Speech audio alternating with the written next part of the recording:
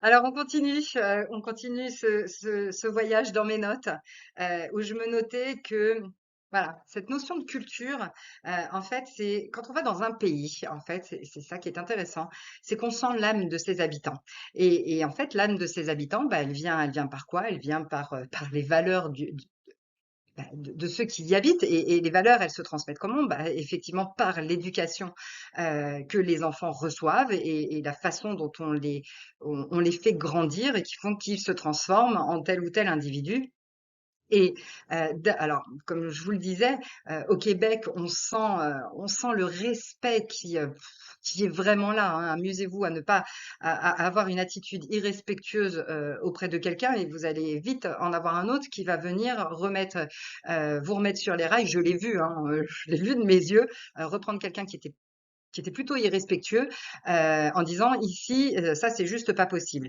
Hem et donc l'âme de ses habitants, voilà, on la sent rien qu'à circuler. Alors on sait quelle est, notre réputation de Français, hein, avec plutôt de l'agressivité, plutôt à râler, à grogner. En tout cas, c'est souvent comme ça que nous résument, les étrangers. Alors j'ai juste envie, de mettre une petite, comment dire? Une petite nuance, là je parle des Français, plutôt, métropole. Alors bien évidemment que là on est sur des généralités, mais comme vous allez trouver des personnes irrespectueuses au Québec, des Mexicains pas du tout serviables et des Français tout à fait adorables, bien évidemment. Là on est sur des généralités et une sur une culture de société, et du coup, je me suis dit: «Tiens, allez, je vais réfléchir à ce mot culture, d'où est-ce que ça vient?» Vous savez que dès que je commence à me poser des questions, je vais dans l'étymologie et d'en savoir, voilà, pour essayer d'aller comprendre encore mieux. Une culture, finalement, c'est une transmission d'âme. Alors, je vais chercher la définition.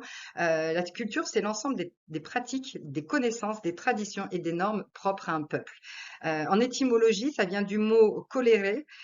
C'est marrant parce qu'en fait, ça s'écrit comme colère, qui est l'action de cultiver et d'honorer.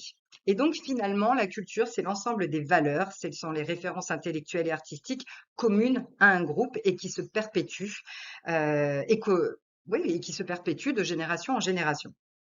Alors, une petite, citation que j'ai glanée au fil de enfin, voilà, quand je recherchais sur Google, de Mackay en 1949 qui disait que la culture, c'est la manière de vivre d'un groupe, tout simplement. Et il faut ça, voilà, et en fait, la culture vient simplement s'ajouter à la nature et en fait, la culture, c'est ce qui permet, d'élever l'homme au-dessus de l'animalité en donnant effectivement des références intellectuelles, une façon de se comporter, et encore que, hein, même la nature, c'est pas gagné et ça, je l'ai exprimé, bah, notamment sur mon webinaire, sur les neurosciences, qu'en fait, c'est d même la nature humaine n'est pas gagnée puisque les tout petits ont avant tout besoin d'être humanisés parce qu'un bébé élevé par un loup, il va se comporter comme un loup. S'il est, élevé par un oiseau, il va se comporter comme un oiseau et s'il est élevé par un homme, il va se comporter comme un homme, mais un homme empreint de culture, parce que des hommes, on en a une diversité, quand même, énorme. Et donc en fait, la culture, c'est le processus d'éducation et de formation de l'esprit humain. Et c'est vrai que je parle beaucoup de culture dans mes formations parce que j'en suis à un moment de ma vie professionnelle à me dire qui sommes-nous pour prôner telle ou telle pédagogie parce qu'elle est complètement empreinte de culture. On se met d'accord sur une pédagogie